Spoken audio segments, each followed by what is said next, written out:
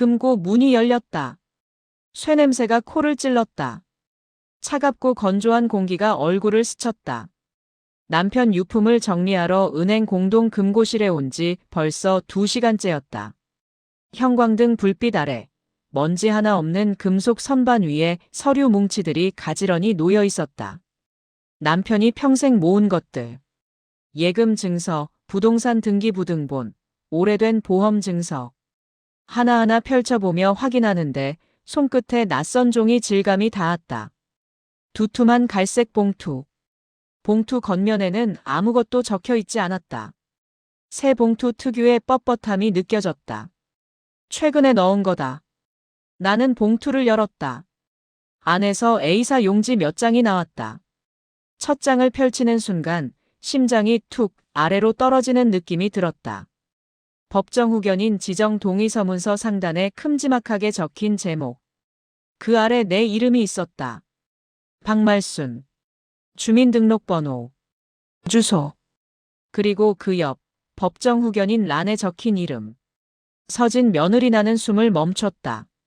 종이를 든 손이 미세하게 떨렸다. 다시 읽었다. 한 글자 한 글자 천천히. 착각이길 바라며. 하지만 글자는 변하지 않았다.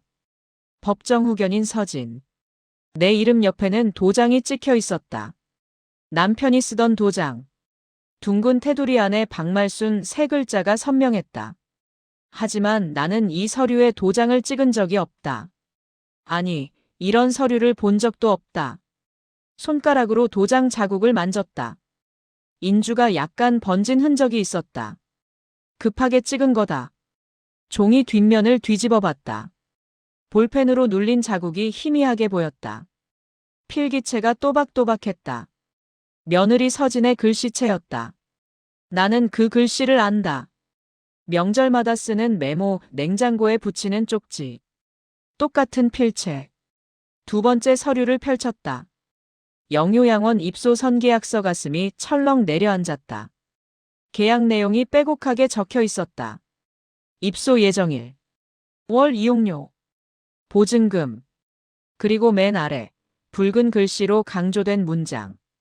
보증금 입금 예정일 2025년 11월 15일. 오늘이 11월 1일이다. 2주 뒤면 내가 요양원에 들어간다는 뜻이다. 내 동의 없이. 내가 모르는 사이에. 계약일을 확인했다. 2025년 10월 18일. 2주 전이다. 그날을 기억한다. 나는 집에서 김치를 담그고 있었다. 배추를 절이고 양념을 버무리고 항아리에 담았다. 며느리 서진은 점심 먹고 나서 엄마, 오늘 은행 볼 일 있어서 나갔다 올게요 하고 외출했다. 오후 1시쯤 돌아왔다. 손에 서류 가방을 들고 있었다. 은행 일 다 봤어요 하고 웃으며 말했다.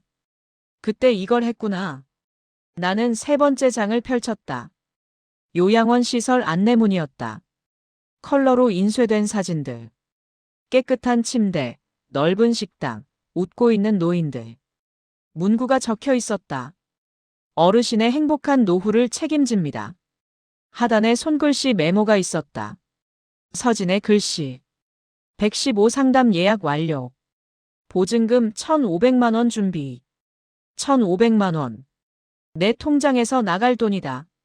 내가 30년 동안 장사해서 모은 돈.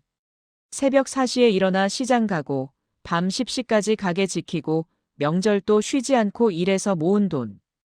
금고 안은 고요했다. 형광등 소리만 윙윙거렸다. 복도 끝에서 은행 직원이 전화통화를 하는 소리가 희미하게 들렸다.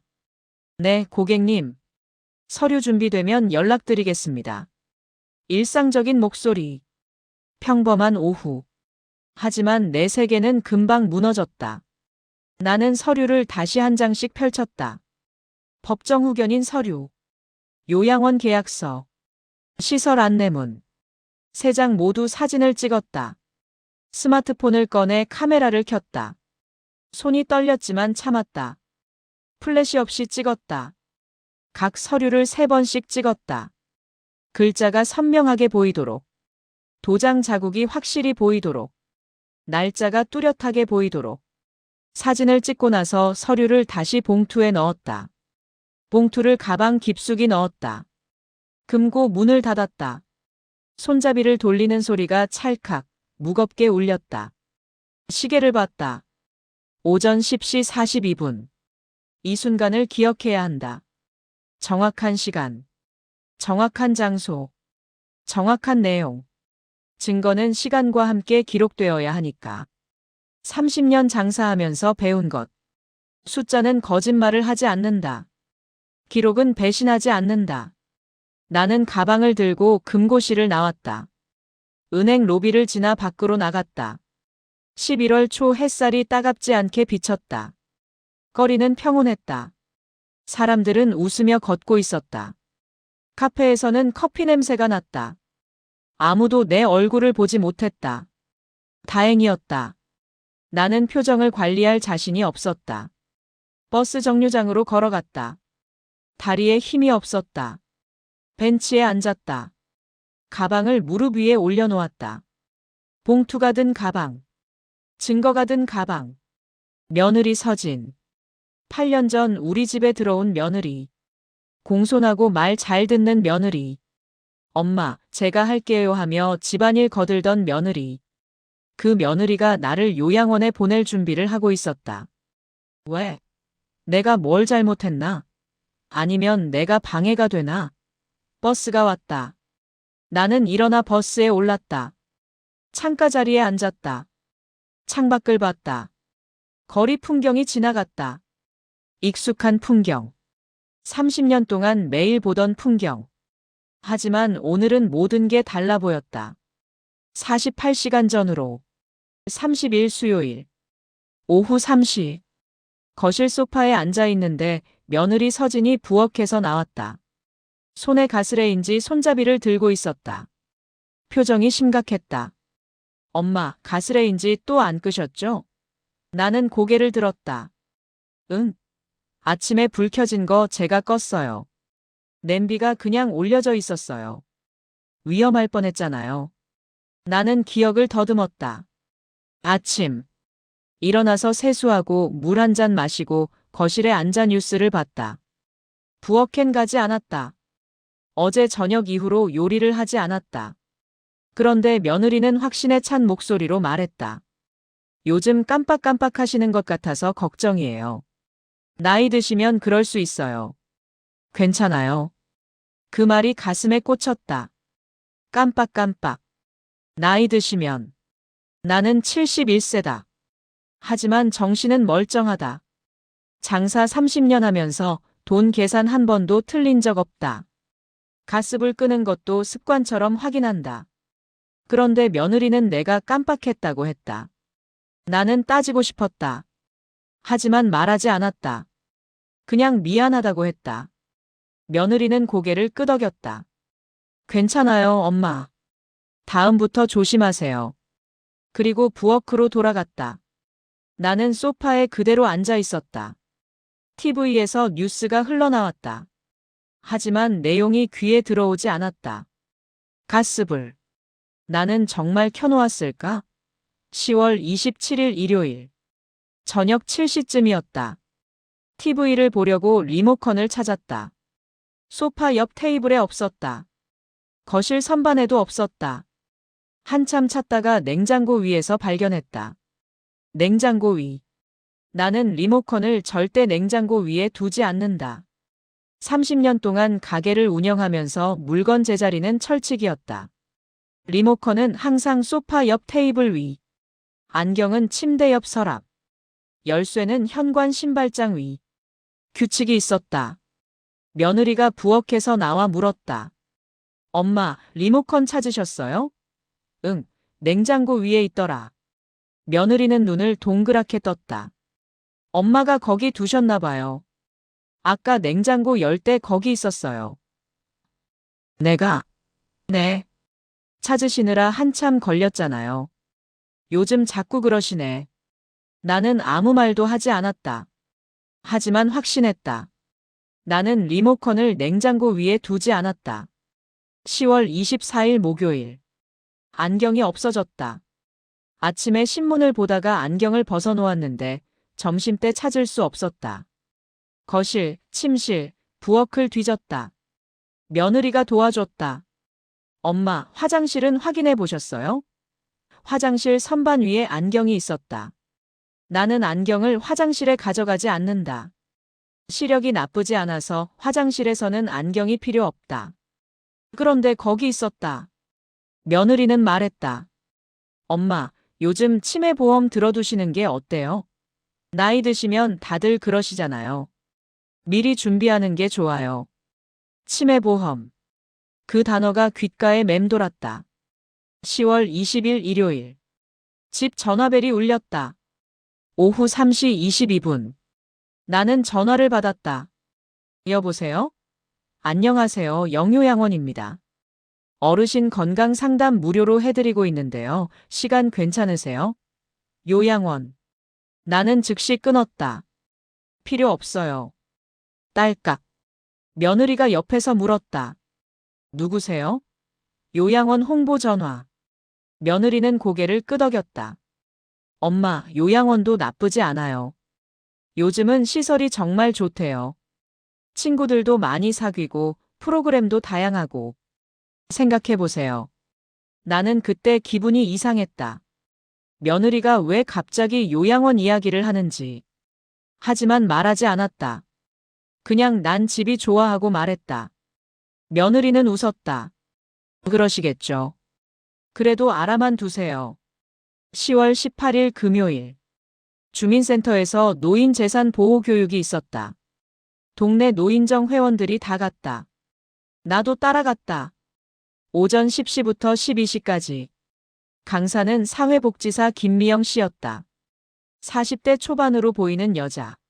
목소리가 또렷했다. 어르신들 조심하셔야 해요. 가족이라고 다 믿으면 안 돼요.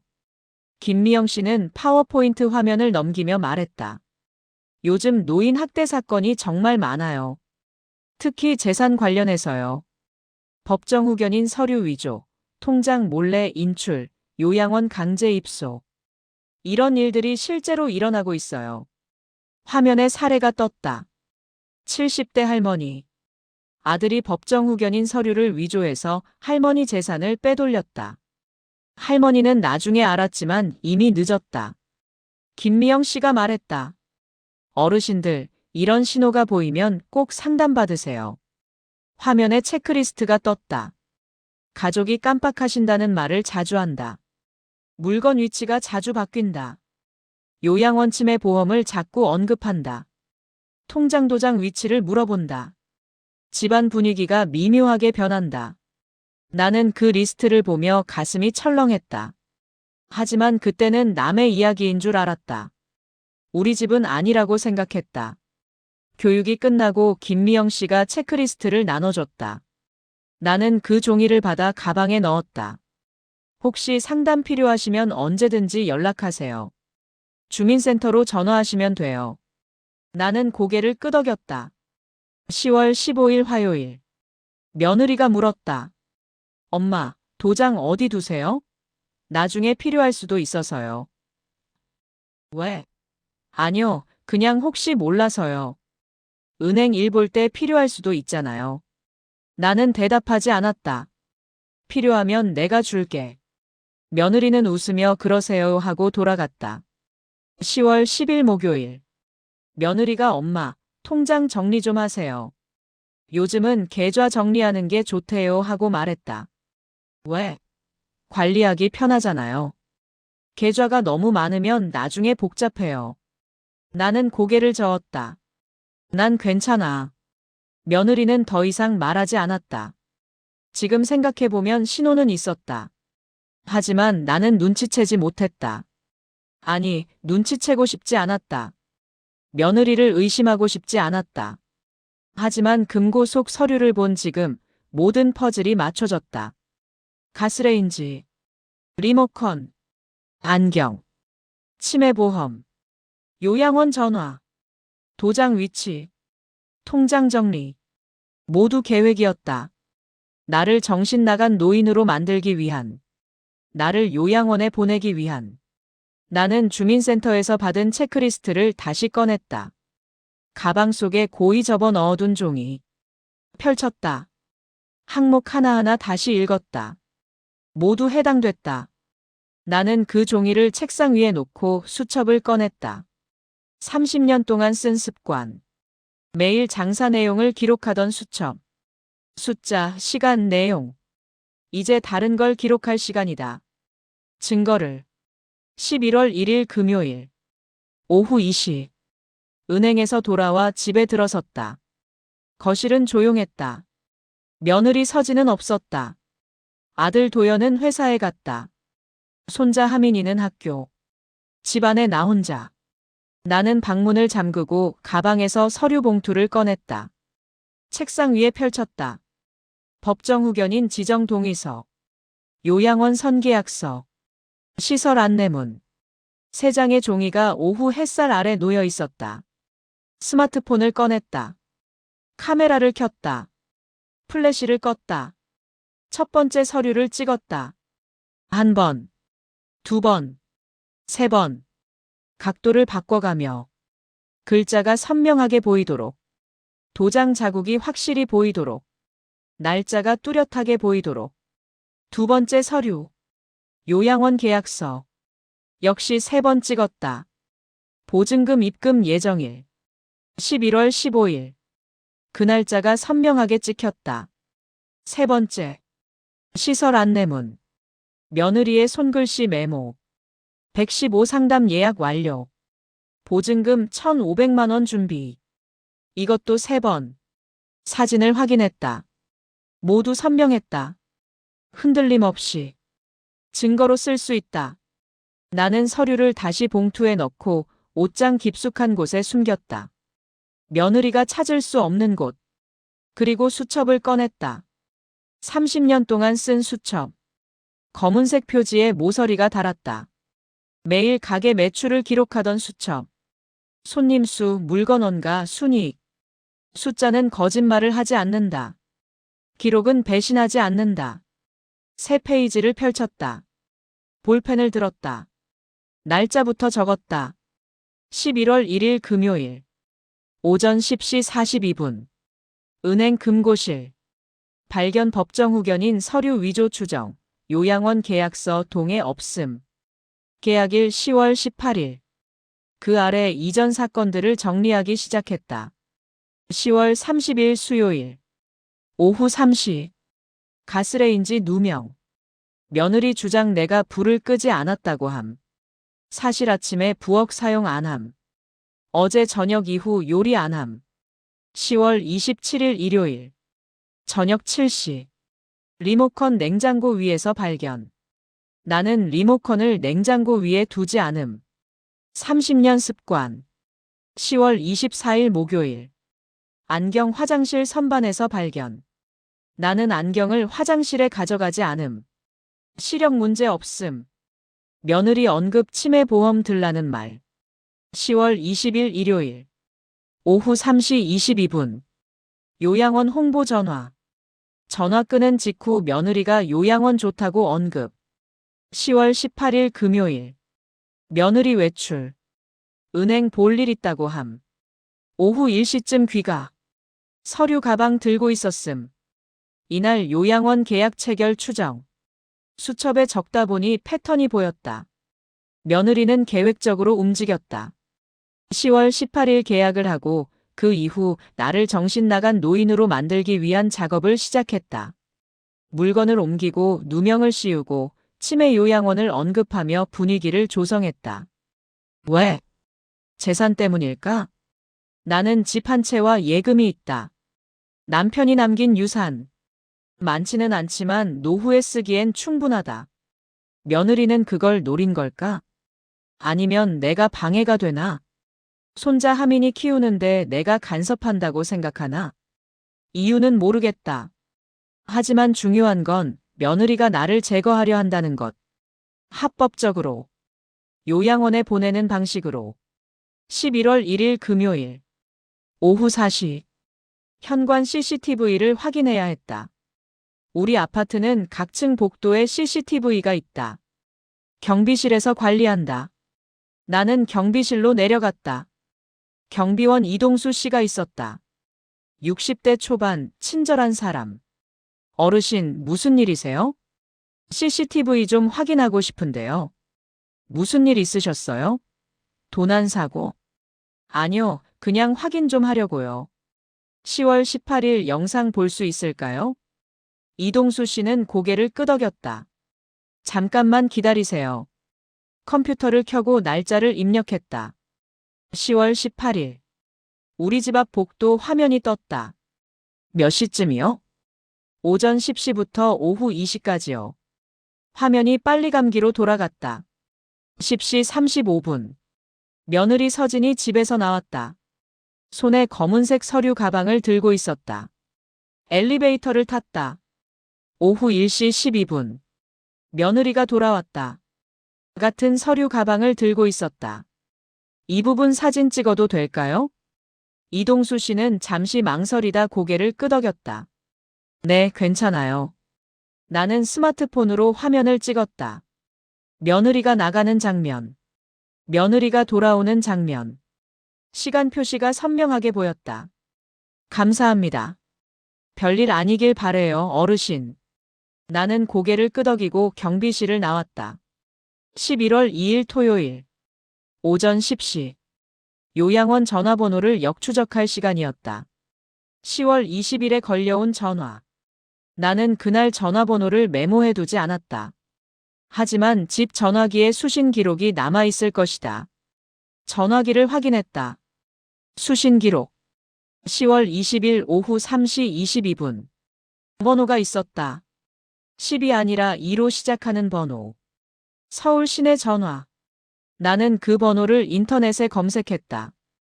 영유양원이 나왔다. 주소, 홈페이지, 전화번호. 맞다. 심호흡을 했다.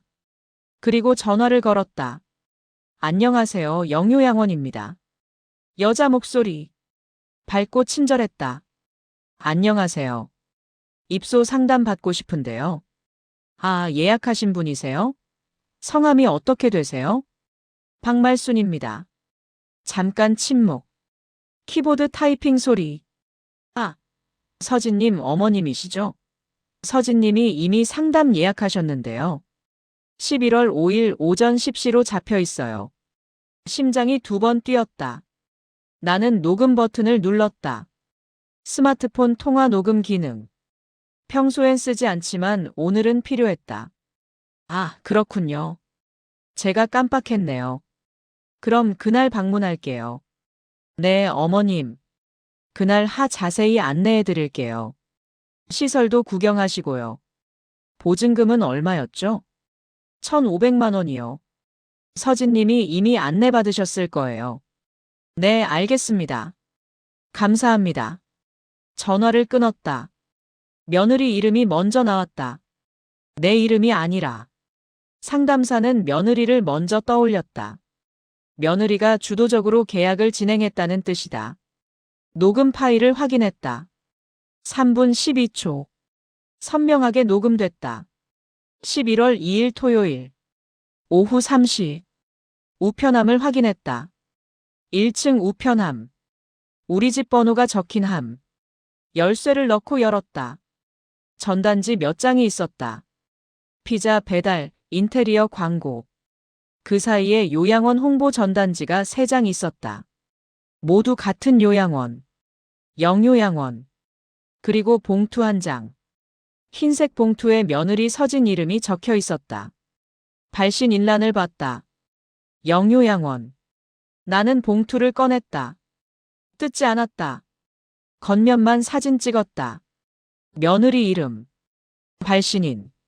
모두 선명하게. 봉투를 다시 우편함에 넣었다. 며느리가 나중에 확인할 것이다. 내가 봤다는 걸 모르게. 11월 3일 일요일. 택배 전표를 모을 시간이었다. 지난 한 달간 우리 집으로 온 택배들. 나는 택배 전표를 버리지 않고 모아두는 습관이 있다. 가게 할 때부터 그랬다. 영수증, 전표 모든 걸 보관했다. 서랍을 열었다. 택배 전표 뭉치. 날짜별로 정리돼 있었다. 10월 한 달치를 펼쳤다. 하나씩 확인했다. 10월 5일 의료용품. 수령인 서진. 10월 12일 건강식품. 수령인 서진. 10월 19일 도서. 수령인 서진. 10월 26일 의료용품. 수령인 서진. 의료용품. 나는 주문한 적이 없다. 건강식품도 마찬가지. 며느리가 주문한 거다. 왜? 도서는 뭘까? 나는 서랍을 뒤졌다. 며느리 방까지 가서 책장을 살폈다. 며느리는 외출 중이었다. 책장 한쪽에 책이 있었다. 치매 가족을 위한 안내서. 요양원 선택 가이드. 2권. 나는 사진을 찍었다. 11월 3일 일요일. 저녁 7시. 수첩에 표를 그렸다. 표를 보니 패턴이 명확했다. 10월 18일 계약 이후 모든 일이 시작했다. 며느리는 계획적으로 나를 정신 나간 노인으로 만들고 있었다. 증거는 충분했다. 이제 다음 단계다. 조력자를 찾을 시간. 11월 4일 월요일. 오전 10시. 주민센터로 갔다. 사회복지사 김미영 씨를 만나러. 10월 18일 교육대 명함을 받아뒀다. 명함에 적힌 전화번호로 전날 밤 전화했다. 어르신, 무슨 일이세요? 상담받고 싶습니다. 급한 일이에요. 내일 오전 10시에 오세요. 제가 시간 비워둘게요. 주민센터 2층 상담실. 작은 방. 책상 하나, 의자 2개. 김미영 씨가 앉아 있었다. 40대 초반, 단발머리, 안경을 쓴 여자. 어서 오세요, 어르신. 앉으세요. 나는 앉았다. 가방에서 수첩을 꺼냈다. 그리고 스마트폰을 꺼냈다. 며느리가 저를 요양원에 보내려고 합니다. 제 동의 없이요. 김미영 씨의 표정이 굳었다. 자세히 말씀해 주세요. 나는 처음부터 설명했다. 금고에서 발견한 서류. 법정 후견인 위조. 요양원 계약서. 보증금 입금 예정일. CCTV 영상. 요양원 상담사 통화 녹음. 우편함 봉투. 택배 전표. 모든 걸 말했다. 김미영 씨는 수첩에 메모하며 들었다. 표정이 점점 심각해졌다. 어르신, 이건 명백한 노인 학대예요. 재산 침해와 자유 침해. 법정 후견인 서류 위조는 범죄 행위입니다. 제가 뭘 해야 하나요? 김미영 씨는 잠시 생각하더니 말했다. 일단 3가지를 동시에 진행해야 해요. 첫째, 법률 상담. 둘째, 재산 보호. 셋째, 안전 확보. 법률 상담은 어디서 받나요? 저희 주민센터에서 무료 법률 상담 서비스를 운영해요. 변호사님이 주 2회 오세요. 오늘 오후 2시에 상담 가능해요. 제가 예약해 드릴게요. 재산 보호는요? 은행 가세요. 계좌 알림 서비스 설정하시고 출금 한도 제한하세요. 그리고 가능하면 계좌를 분산하세요. 며느리가 접근할 수 없게. 안전 확보는? 혹시 따로 지낼 곳 있으세요? 친척이나 친구 집? 나는 고개를 저었다.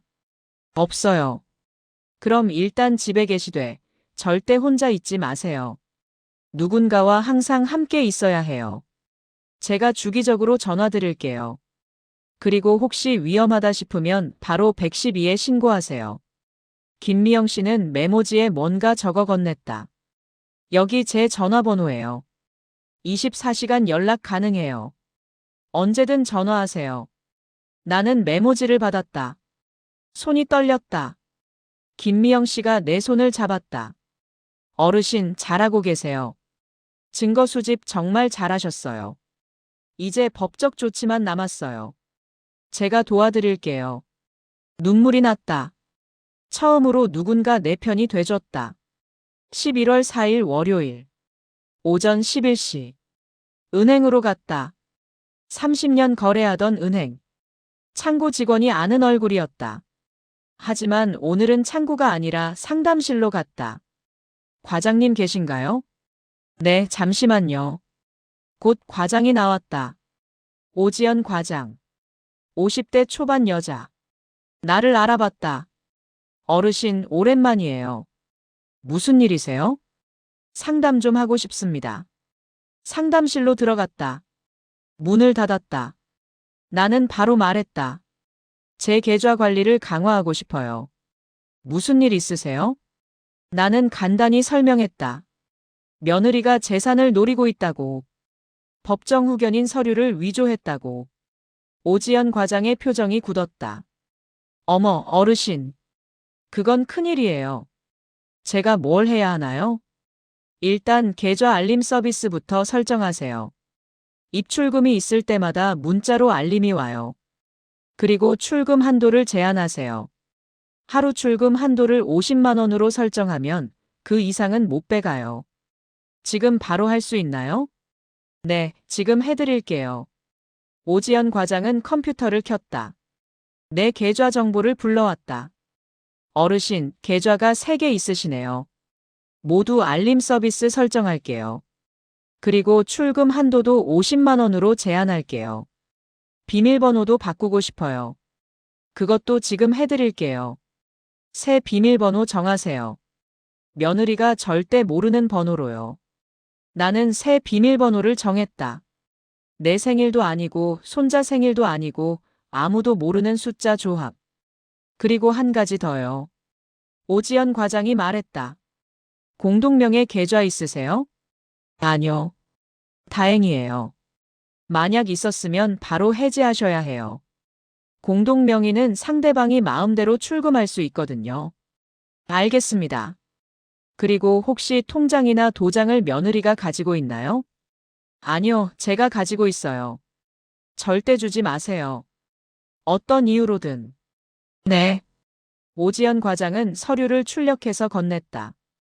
이거 서명하세요. 알림 서비스 설정 동의서예요. 나는 서명했다. 어르신, 조심하세요. 혹시 이상한 일 있으면 바로 은행에 연락하세요. 제 번호 드릴게요. 명함을 받았다. 두 번째 조력자.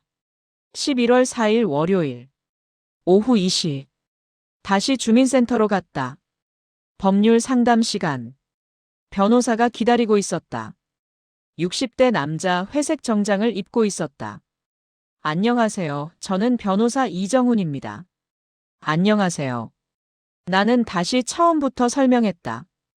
금고 서류, 위조, 요양원 계약, 증거들. 변호사는 노트북에 메모하며 들었다. 어르신, 증거가 아주 탄탄하네요. 이제 뭘 해야 하나요? 3가지 옵션이 있어요. 첫째, 경찰 신고. 법정 후견인 서류 위조는 사문서 위조죄예요. 형사처벌 대상입니다. 둘째, 민사소송. 요양원 계약 무효 확인 소송을 제기할 수 있어요. 셋째, 가족 대화. 법적 조치 전에 가족 회의를 열어서 경고하는 방법도 있어요. 어떤 게 제일 좋나요? 변호사는 잠시 생각하더니 말했다. 제 생각엔 3번째부터 시작하는 게 좋을 것 같아요.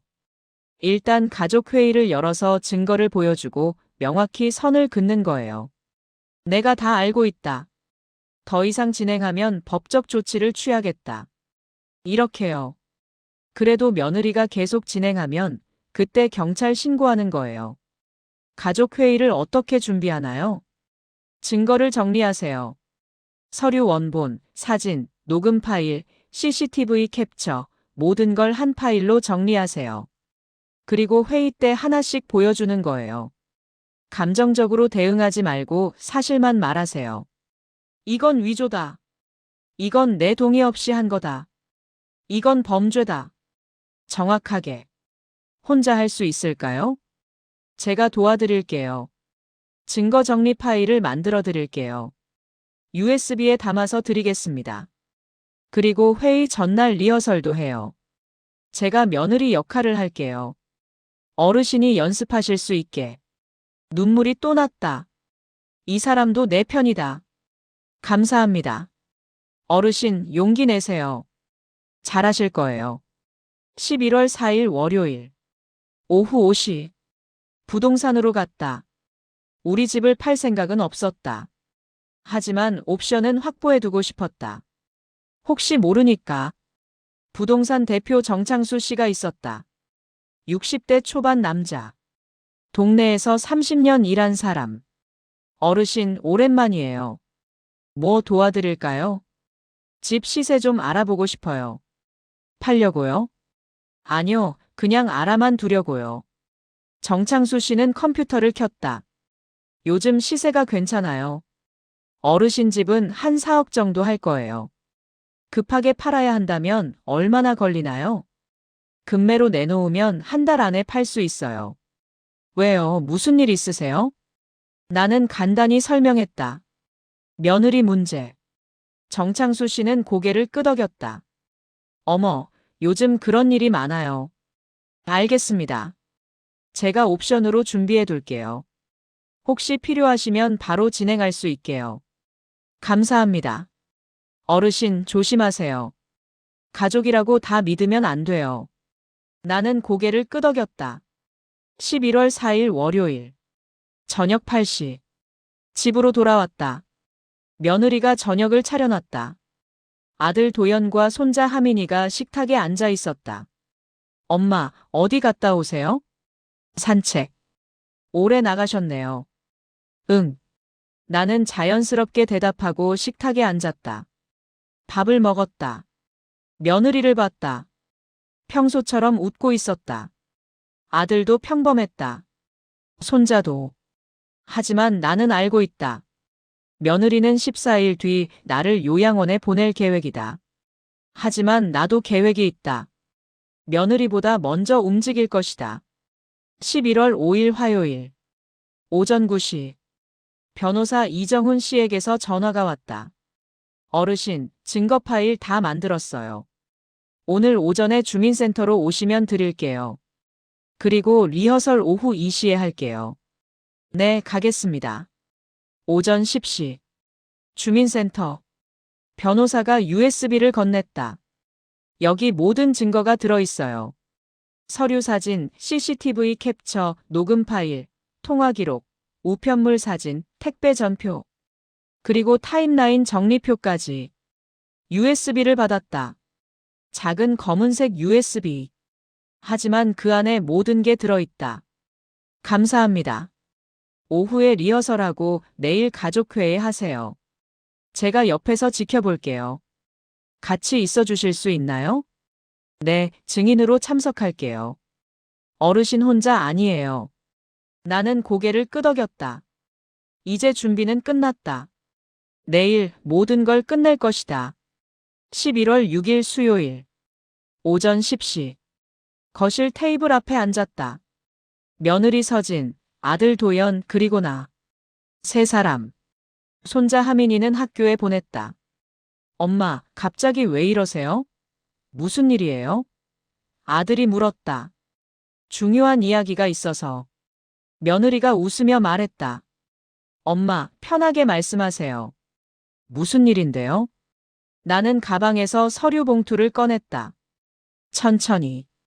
테이블 위에 놓았다. 이게 뭐예요? 아들이 물었다. 나는 봉투를 열었다. 첫 번째 서류를 꺼냈다. 법정 후견인 지정 동의서. 테이블 중앙에 펼쳤다. 며느리의 얼굴이 굳었다. 이게 뭔지 아니? 나는 며느리를 똑바로 봤다. 며느리는 대답하지 않았다. 아들이 서류를 집어봤다. 법정 후견인. 이게 뭐예요? 내 아내가 만든 거야. 나를 법정 후견인 아래 두려고. 엄마, 무슨 말씀이세요? 나는 두 번째 서류를 꺼냈다. 요양원 선계약서. 테이블에 펼쳤다. 그리고 이건 요양원 계약서야. 11월 15일에 나를 요양원에 보낼 계획이었어. 내 동의 없이. 아들은 말을 잃었다. 서류를 들여다봤다. 계약일. 보증금. 입금 예정일. 모두 적혀 있었다. 서진아, 이게 뭐야? 아들이 며느리를 봤다. 며느리는 여전히 말이 없었다. 하지만 손이 떨리고 있었다. 나는 세 번째 자료를 꺼냈다. CCTV 사진. 10월 18일, 며느리가 서류 가방을 들고 나가는 사진. 돌아오는 사진. 시간 표시가 선명했다. 이날 너는 요양원에 가서 계약했지. 오전 10시 35분에 나가서 오후 1시 12분에 돌아왔어. 며느리의 입술이 떨렸다. 네 번째. 녹음 파일. 스마트폰을 꺼내 재생했다. 요양원 상담사의 목소리가 흘러나왔다. 서진님 어머님이시죠? 서진님이 이미 상담 예약하셨는데요. 거실이 조용해졌다. 녹음이 끝났다.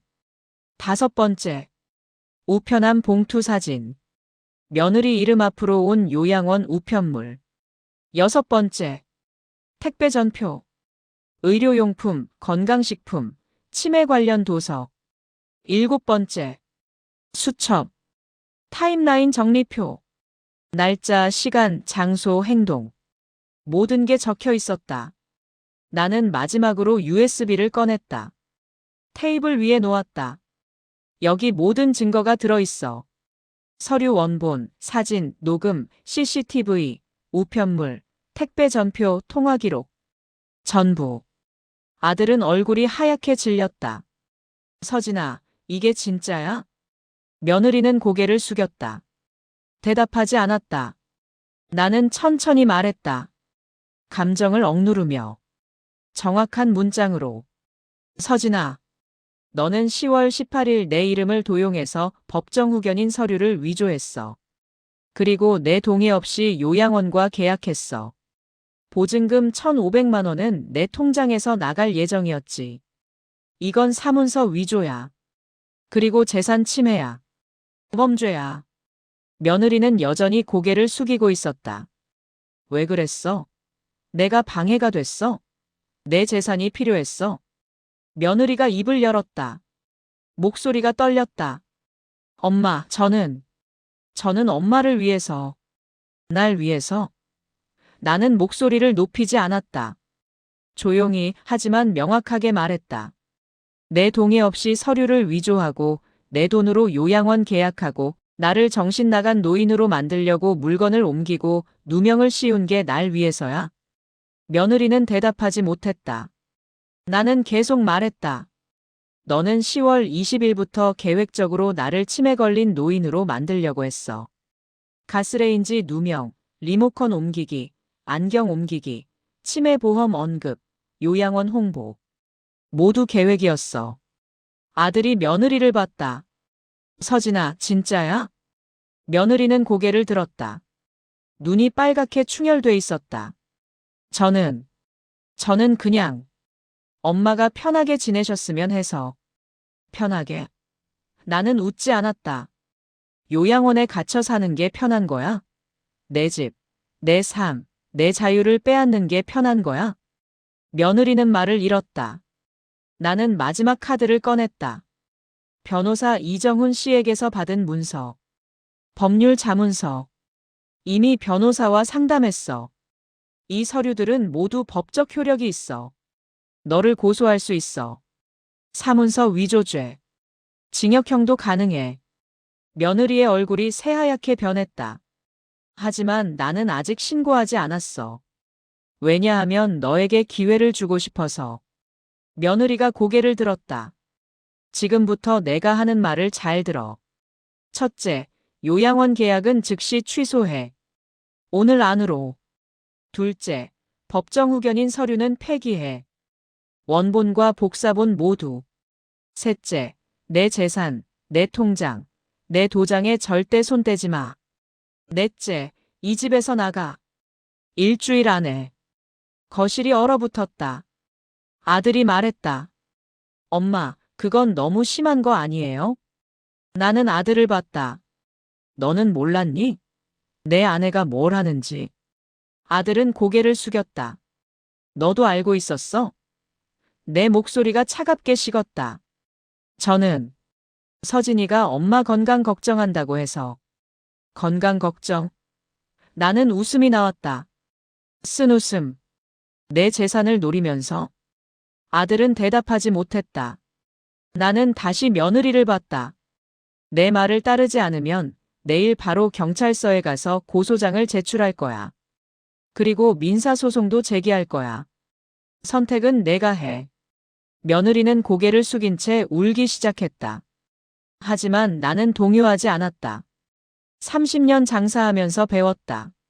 숫자는 거짓말하지 않는다. 증거는 배신하지 않는다. 그리고 흔들리지 않는 중심이 있어야 살아남는다. 나는 일어났다. 서류를 다시 봉투에 넣었다. USB를 챙겼다. 일주일. 그 안에 결정해. 그리고 방으로 들어갔다. 문을 닫았다.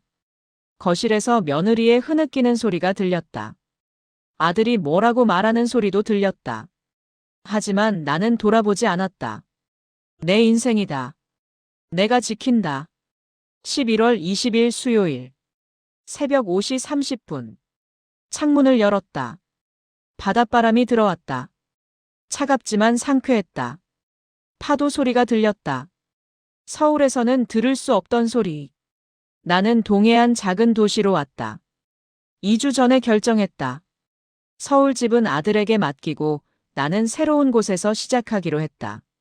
며느리 서진은 일주일 만에 짐을 싸서 나갔다. 요양원 계약은 취소했다. 법정 후견인 서류도 폐기했다. 변호사 이정훈 씨가 확인했다. 아들 도연은 미안하다고 했다. 하지만 나는 용서하지 않았다. 아직은. 손자 하민이만 찾아왔다. 마지막 날 내게 편지를 건넸다. 할머니, 미안해요. 사랑해요. 어린 글씨체. 나는 그 편지를 가방에 넣고 왔다. 새벽 바다는 고요했다. 아직 해가 뜨기 전. 하늘은 짙은 남색. 별이 몇 개 보였다. 나는 방파제에 앉았다. 바람이 머리카락을 흔들었다. 차가운 공기가 폐를 채웠다. 서울에서의 71년. 30년 장사, 남편과의 40년, 며느리와의 8년. 그 모든 시간이 파노라마처럼 지나갔다. 후회는 없다. 다만 깨달았다. 내 인생은 내가 지켜야 한다는 것. 오전 7시. 슈퍼마켓에 갔다. 작은 동네 슈퍼. 주인 아주머니가 웃으며 인사했다. 어르신, 어서 오세요. 뭐 필요하세요? 계란이랑 우유요. 여기 있어요. 신선해요. 계산하고 나오는데 아주머니가 말했다. 어르신, 여기 오래 계실 거예요? 응, 한동안. 좋아요. 우리 동네 좋죠. 조용하고 공기 좋고. 어르신들 많이 오세요. 나는 고개를 끄덕였다. 집으로 돌아왔다. 월세로 얻은 작은 원룸. 깨끗하고 햇볕이 잘 든다. 창밖으로 바다가 보인다. 오전 9시. 책상에 앉았다. 새 가계부를 폈다. 30년 동안 써온 습관. 숫자를 기록하는 습관. 하지만 이제는 다른 걸 기록한다. 11월 20일 수요일. 새벽 산책 방파제, 파도 소리, 바람. 슈퍼 장보기 계란 3,000원, 우유 2,500원. 점심 메뉴 된장찌개. 오후 계획 텃밭 정리. 단순한 일상. 하지만 내가 선택한 일상. 오후 2시. 아파트 옥상 텃밭에 올라갔다. 작은 공간이지만 상추 몇 포기 심을 수 있다. 관리 아저씨가 허락해줬다. 흙을 만졌다. 부드러웠다. 손가락 사이로 흙이 흘러내렸다. 냄새가 좋았다. 상추 모종을 심었다. 하나하나 조심스럽게. 물을 줬다. 햇볕이 따뜻했다. 이런 게 행복이구나. 오후 4시. 동네 노인정에 갔다. 합창 모임이 있다고 들었다. 첫날이었다. 어서 오세요. 새로 오셨어요? 네, 며칠 전에 이사 왔어요. 환영해요. 같이 노래해요. 어렵지 않아요. 나는 자리에 앉았다. 할머니, 할아버지들이 10명쯤 있었다. 모두 웃고 있었다. 반주가 시작됐다. 피아노 소리. 그리고 노래. 고향의 봄. 나도 따라 불렀다. 처음엔 작은 목소리로. 점점 커졌다. 숨을 깊이 들이마셨다. 목소리를 냈다. 음정이 맞지 않았다. 하지만 괜찮았다. 노래가 끝났다. 박수 소리. 잘하셨어요, 어르신. 나는 웃었다. 저녁 7시. 집으로 돌아왔다. 저녁을 먹었다. 혼자. 하지만 외롭지 않았다. 창밖을 봤다. 바다가 어둠 속에 있었다. 파도 소리만 들렸다. 스마트폰을 꺼냈다. 손자 하민이의 편지를 다시 읽었다. 할머니, 미안해요. 사랑해요. 나도 사랑한다, 하민아. 하지만 지금은 나를 먼저 사랑해야 해. 저녁 9시. 책상 앞에 앉았다. 새 공책을 폈다. 빈 페이지. 흰 종이. 볼펜을 들었다. 첫 줄에 이름을 적었다. 박말순. 그 아래 한 줄 더 적었다. 주인. 이름을 다시 적었다. 내 이름은 박말순. 그리고 주인.